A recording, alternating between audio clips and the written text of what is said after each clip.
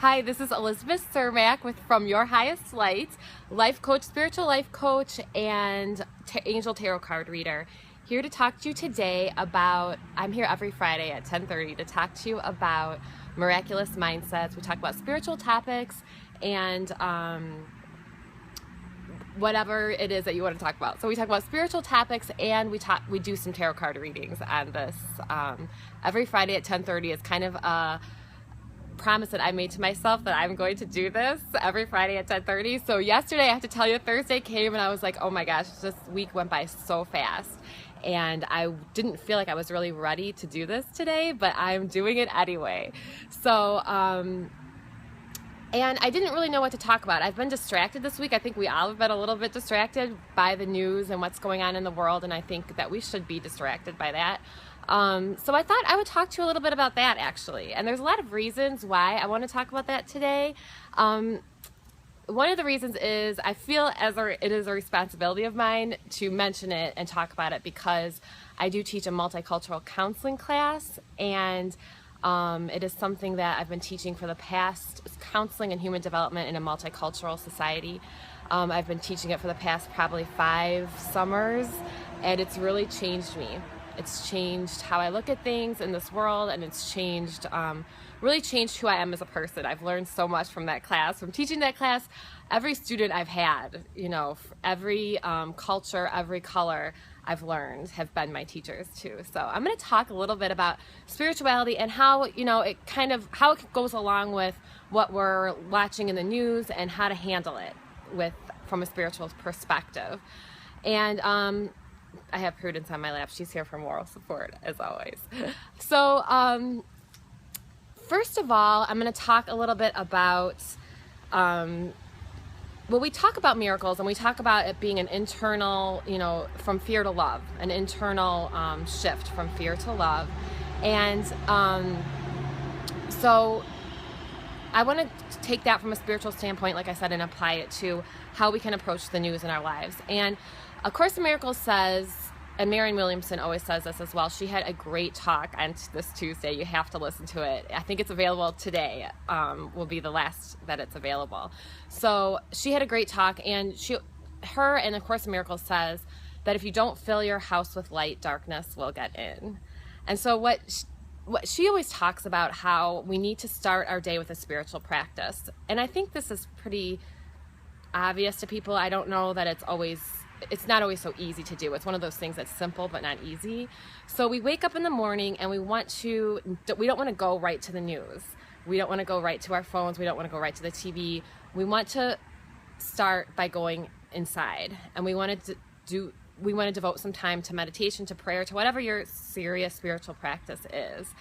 And this could just be sitting time alone and focusing on the energy of love.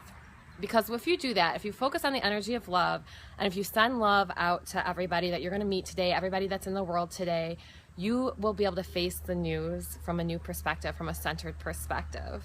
And so it's important that you do that. And then what happens is you don't want to look away from it. So we don't want to become people who will look away from the news, or who think that, you know, oh, it's too toxic, I can't handle that.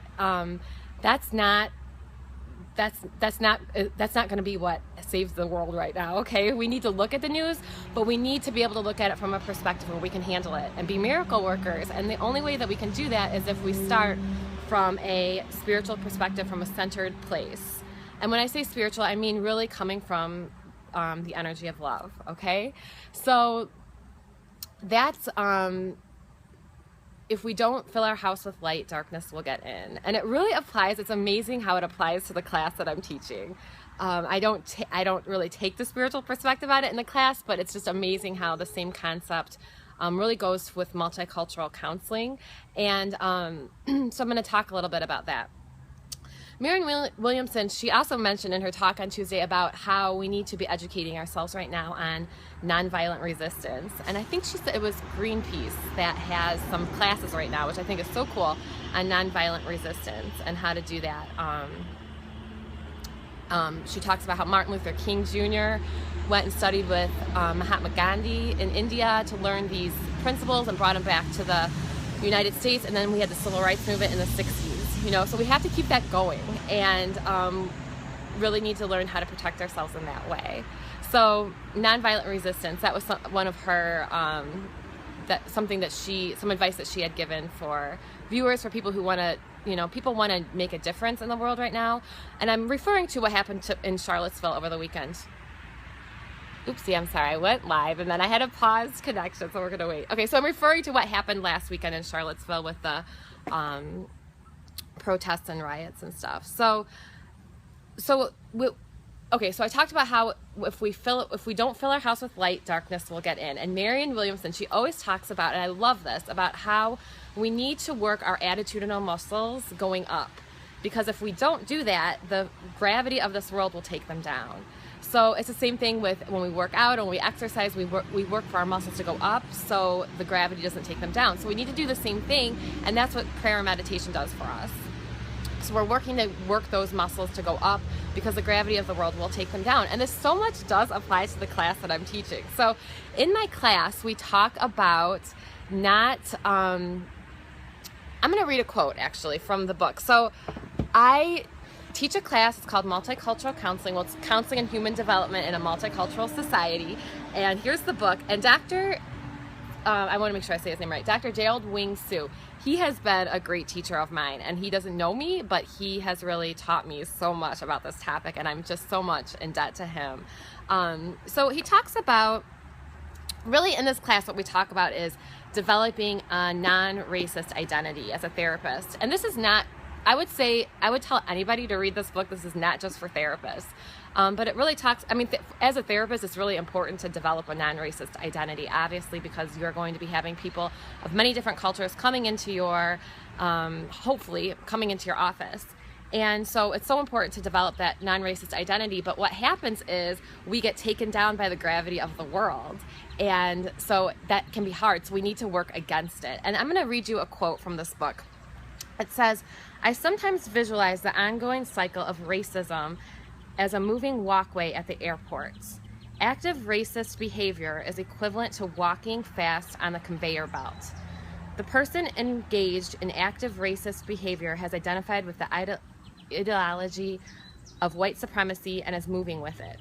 Passive racist behavior is equivalent to standing still on the walkway. No overt effort is being made, but the conveyor belt moves the bystanders along to the same destination as those who are actively walking. Some of the bystanders may feel the motion of the conveyor belt, see the active racists ahead of them, and choose to turn around, unwilling to go in the same destination as the white supremacists. But unless they are walking actively in the opposite direction at a speed faster than the conveyor belt, unless they are actively anti-racist, they will find themselves carried along with others." I don't know, that quote just gives me the chills, because I really believe that goes along with the spiritual topic of devoting your day to love. If you aren't actively devoting yourself to something that is of good, then you will get carried down by the bad. So, I think a lot of people are wondering what they can do today, especially I think a lot of white people are wondering how they can be allies to their brothers and sisters of color out there. And I think one of the things that we really talk about in the class, a major thing that we talk about is developing that anti-racist attitude, looking inside and getting rid of your own biases, taking care of those own biases. I think it's Yoko Ono, I swear, who says, clean up your own side of the street. So, we all have the biases. So it really starts with cleaning up your own side of the street. I might be wrong, but she said something along those lines. But so that's, where it begins. But I also think, we're all victims to this society, and we all have been in situations where maybe we should have spoken up, where we see injustice or we hear somebody saying something racist, where we feel we should have spoken up and we didn't. And so that's where we can start too, is just speaking up, not letting those types of things being said in our presence, or speaking up in the way that we can. So I think it's different for everybody in everybody's life. What is right for you. Obviously, you might have something very obvious that you need to do, but I think that sometimes people right now are wondering, sometimes people turn away because they feel overwhelmed and they don't know what to do, and they think it is horrible, but they're not really sure how to handle it. So you handle it in your own way. But I really felt the need to talk about that today because of what's going on and because of that class I teach. If I can stand up, I'm telling you, 5 years ago, I would have never been able to say this stuff.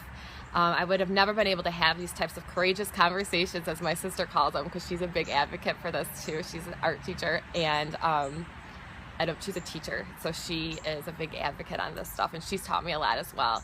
So if 5 years ago, before I taught this class, I would not have been able to have these courageous conversations, as my sister would call them. And I would not have been able to have these conversations. When I was first asked to teach a multicultural counseling class, I thought, oh, this will be nice. We'll make Italian food and Mexican food and, learn about different cultures. And, the class, the more I learned about it, it was not cute. It was not nice. It was life changing. And so it really changed me. And the other thing I wanted to say, when I was first asked to teach this class, I thought, who am I to teach this class? I am a white girl. I'm as white as you can get. And, reading the book, I realized that I was a perfect person to teach this class. And if you read this book, you'll understand why. So I'm still going to end with an angel card reading. And, I'm starting to meditate on all the tarot cards and in order. And so it's another thing that I've promised myself that I'm going to do. And it's another meditation path that anybody can take, is meditating on the tarot cards. And right now, what's so interesting is this week, I have been on the Justice card. And justice is about speaking out, speaking your truth, and speaking for what you believe in. And so it's so interesting that that's the card that I had this week. And it really made it, the signs are showing in all directions that it's my turn to speak out about some of this stuff as well. I speak to my students about it all the time, but it's hard to speak about it to people who aren't taking the class because in the class, we learn so much, and we also learn how to take the emotional charge out of certain words like racism and stuff like that. So it is an emotionally charged topic that's hard to talk about outside the confines of that class. So, but I think it's time. It's time that I do. So, I am going to pull a goddess guidance card again this week. I do believe that since the goddesses are fierce and they stand up for what's right, I believe that it's a good deck to use. If anybody ever, joins me live and wants a free reading, I can pull one card for you. So let me know. And I also do readings. I have opened up a shop on Etsy. I'm so excited. So I do readings on Etsy. And so I do private readings as well. I can do them via email or phone, either way. And I do my spiritual life coaching deal has actually gone to the end of the month. So I said August 16th, but I'm actually extending it to the end of the month. So you can get sessions with me, $49 a session, and get it by the end of the month. Because as you know, life coaching is not always cheap because it's something that is very life-changing, obviously. So but I'm offering this as a business getting started deal. So if you are interested in life coaching with me, spiritual coaching, please contact me, Elizabeth at Your Highest Light. And until the end of August, I'm offering sessions for $49 a session. So I do life coaching, and I do specialize in spirituality. Okay, so let's see. We're gonna pull a card. And we're going to ask what card would be perfect for our topic today.